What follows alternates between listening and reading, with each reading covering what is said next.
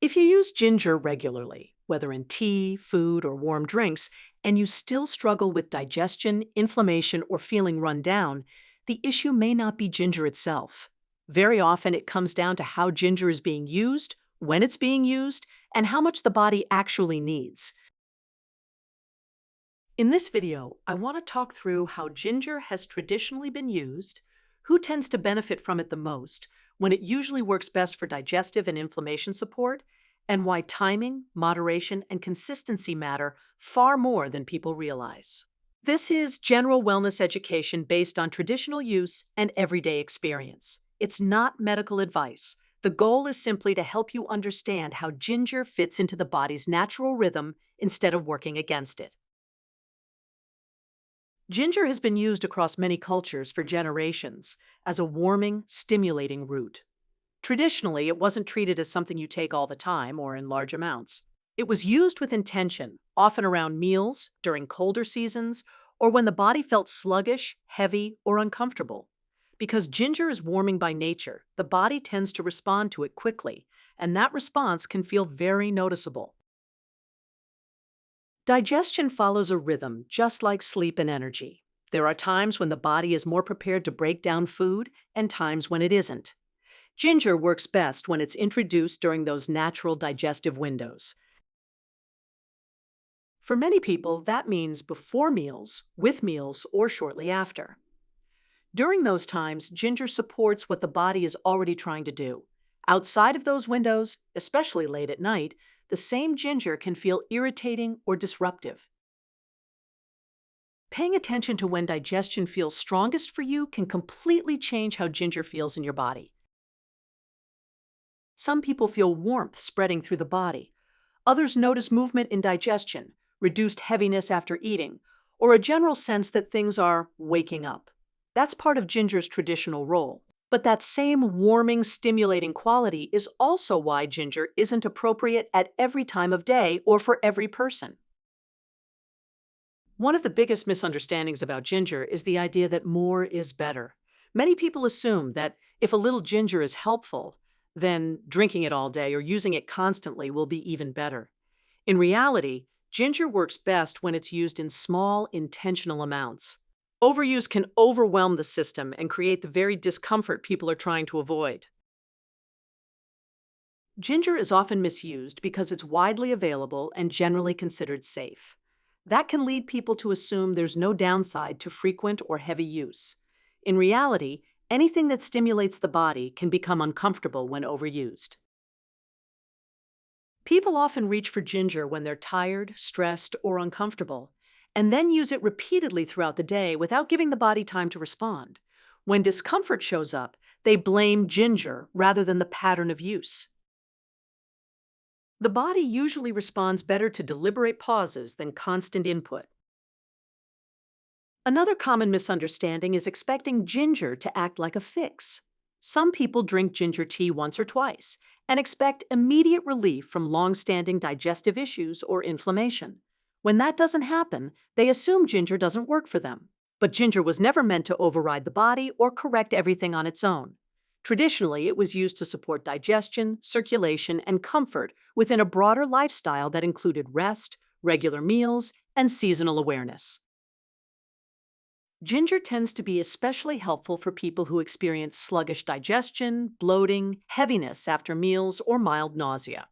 It's also often appreciated by people who feel cold easily, have low circulation, or want a warming alternative to caffeine. For some people, ginger provides a gentle sense of alertness without the jitteriness that comes from coffee or energy drinks. That said, ginger is not neutral, it's active. And because of that, not everyone responds to it in the same way. Some people feel noticeably better with small, consistent use. Others feel overstimulated, overheated, or irritated if they use too much or use it at the wrong time. Neither response is wrong. There's simply information about how the body is reacting. Timing plays a much bigger role than many people realize. Ginger is often best used earlier in the day, in the morning, or around meals, when digestion is already active. At those times, the body is naturally geared toward movement, processing, and circulation. Ginger works with that rhythm instead of against it. Using ginger late in the evening or right before bed can feel disruptive for some people because it's warming and stimulating. It may interfere with the body's ability to fully wind down. This doesn't mean ginger is harmful. It simply means the timing may not match what the body needs in that moment, especially if someone is already sensitive or tends to feel warm at night. Many people are surprised by how noticeable ginger feels compared to other herbs or foods. That's because ginger isn't passive. It encourages movement in the body, especially in digestion and circulation. When something encourages movement, you tend to feel it more clearly. Warmth, alertness, or even mild stimulation. This can be helpful when the body feels sluggish or stuck, but it can feel overwhelming if the system is already overstimulated. That's why ginger gets such mixed reactions. Some people swear by it, while others say it doesn't sit well with them at all. Both experiences are valid. Understanding that ginger is active helps explain why timing and amount matter so much. It's not something you casually sip all day without paying attention. It's something you use with awareness. Some people find that ginger works best in the morning or early afternoon, then needs to be reduced or avoided later in the day. Others find that very small amounts earlier in the evening are fine, while larger amounts are not. The key isn't following a rigid rule. The key is noticing how your body responds. Consistency also matters, but consistency does not mean constant use. Ginger tends to work better when it's used regularly in modest amounts rather than in large doses once in a while. Small, repeated exposure allows the body to respond without being overwhelmed. Using a lot at once can create discomfort and lead people to believe ginger doesn't agree with them, when in reality it was simply too much at the wrong time. It's also helpful to think about ginger seasonally. Many people naturally reach for it during colder months when the body benefits from warmth and stimulation. During warmer seasons or during times of high stress, some people need less of it or need to balance it with more cooling foods and drinks. Wellness support isn't meant to look the same year-round. It's meant to adapt.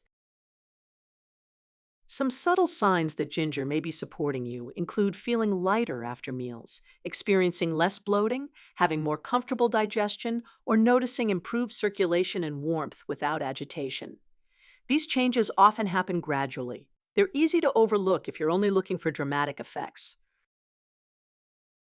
At the same time, signs that ginger may not be a good fit, at least at that moment, include feeling overheated, jittery, irritated, or uncomfortable in the stomach. Those signals don't mean ginger is bad for you. They mean your body is asking for adjustment. That adjustment might be less ginger, different timing, or a break altogether. Wellness works best when it's responsive, not rigid. Ginger is a tool, not a rule. It's something you use when it supports you and step away from when it doesn't. It's also important to say clearly that ginger isn't for everyone. Some people are very sensitive to heat. Others have digestive systems that react poorly to stimulation. Some people simply don't enjoy how ginger makes them feel. Wellness is not about forcing yourself into routines that work for someone else. It's about paying attention to your own experience. This information is for general wellness education and traditional use only. It's not medical advice. If you have health conditions or concerns, it's always best to speak with a qualified healthcare professional. Ginger works best when it supports the body's natural rhythm, not when it's used excessively, constantly, or at the wrong time.